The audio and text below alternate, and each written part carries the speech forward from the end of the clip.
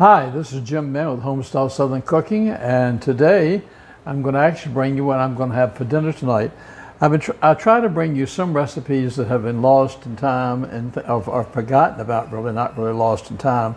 This is one of them. When I was growing up, things like meatloaf on Wednesday, macaroni and cheese were important, but we also had chicken a la king, and I don't know anybody that fixes chicken a la king anymore. So I'm going to show you how I fix it.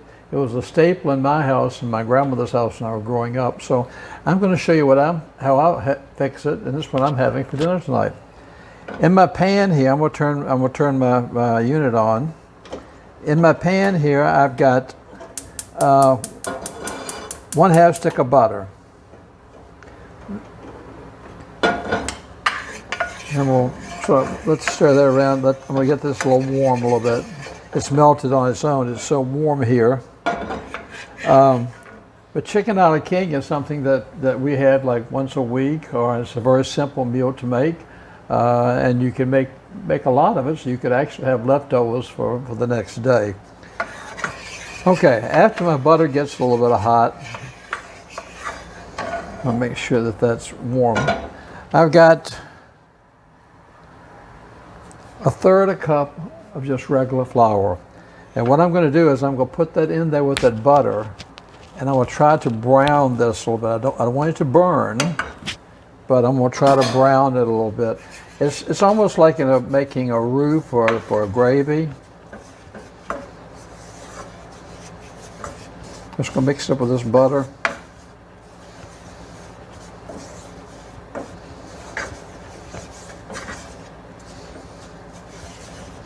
Then I have 1 cup of chicken stock.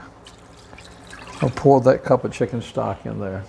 And then I can start breaking this up some.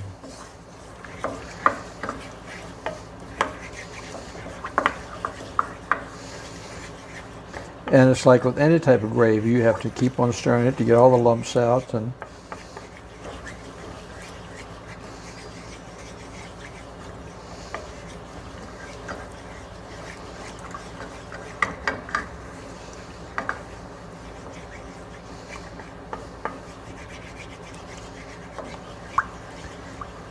okay, now if you can tell on the bottom of it, it's starting to get thick. You can actually see the flour thickening up. So I've got 1 cup of milk that I'm going to pour in here also.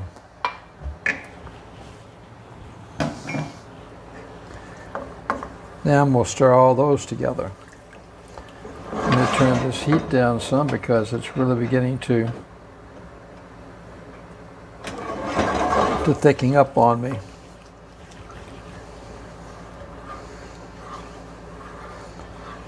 And it will, if you're not very careful, it will thicken up on you and lump up on you in a hurry if you don't keep stirring it. But I want this to get good and hot first. Make sure you go around all the edges, get all that's maybe hanging around the edges.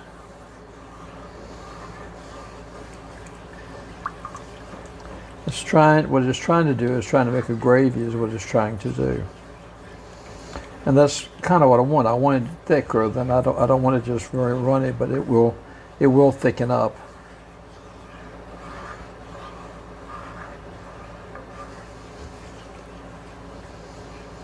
Okay. After I do that, I'm going to take and put about 1/2 teaspoon of salt. Okay. Now, you can change that to your preference. Salt and pepper is something I don't usually measure out because people have the different preferences on what they like. I like a lot of pepper, and I like to use the butcher's block pepper. I like to use the big heavy pepper. But that's just personal choice again. But you don't have to use salt at all. If you have a problem with sodium, you don't have to use the salt at all in it. Okay, to that I'm going to add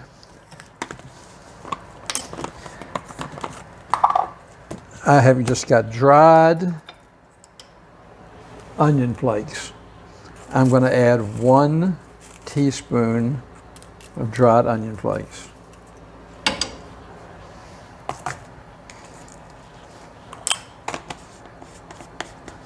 Next, I've got 1/4 a cup of green peppers that I chopped up.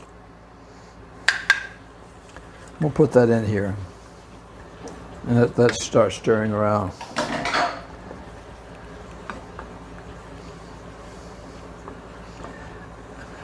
Putting those in here now so they'll have a chance to soften up just a little bit.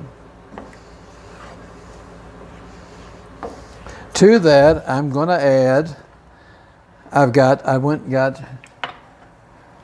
just a regular can of pimentos, like pimentos and olives. I've got 2 tablespoons of chopped pimento. I'm going to put that in there.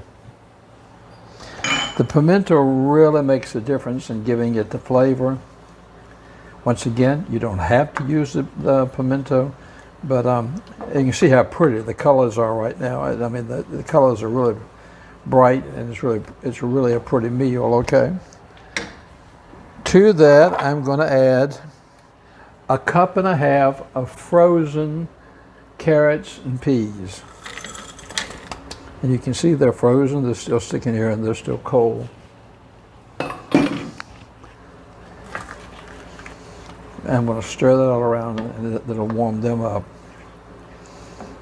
Like I said, this is such a time-tested and true recipe that was used so much in the 50s and 60s and even to the 70s. Chicken a la king, if you went to a lot of restaurants or even big shopping malls, they would have the chicken a la king. Then I have about 1 cup, almost 2 cups of just chopped chicken. And we'll put that in there. And stir that all up with it.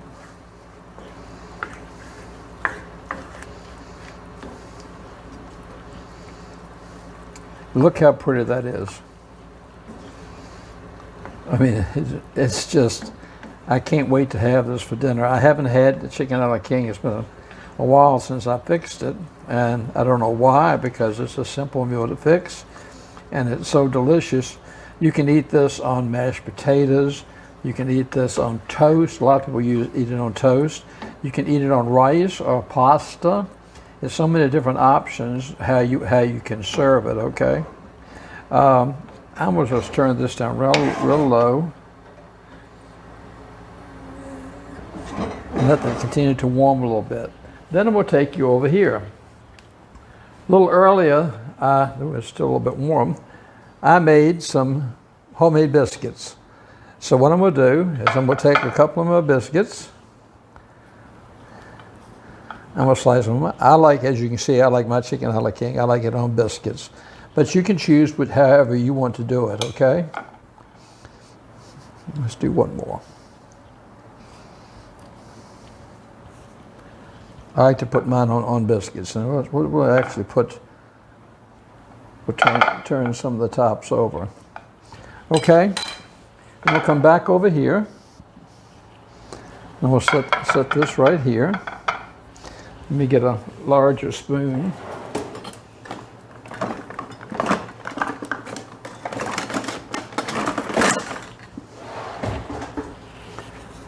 Keep on stirring this around.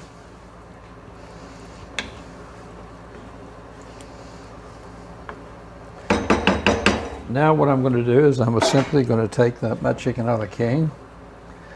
Look at the big hunks of chicken in there, and the carrots and the peas, and I'm going to actually spread it on my biscuit.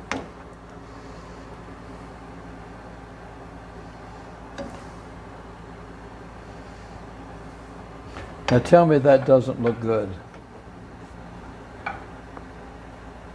I hope some of you will try this. It might shake you for a minute and help you remember that one of the things that you grew up with. I knew I grew up with chicken a la king, and I loved it, so I so enjoyed bringing this recipe to you today. I hope you'll try it. Let me know what you think about it. And for you that have never had it, give it a try. It really is a good meal to fix, and it's so quick to do. I appreciate if you'd follow me on Facebook and subscribe to me on YouTube. You're the world to me. I appreciate all your support and everything you do. I feel like you're part of my extended family, and you invite me into your home all the time, and I'm so honored to be a part of your family. So until next time, I'm going to say this is Jim in Mexico. You take care of yourself. Have a great day, and God bless.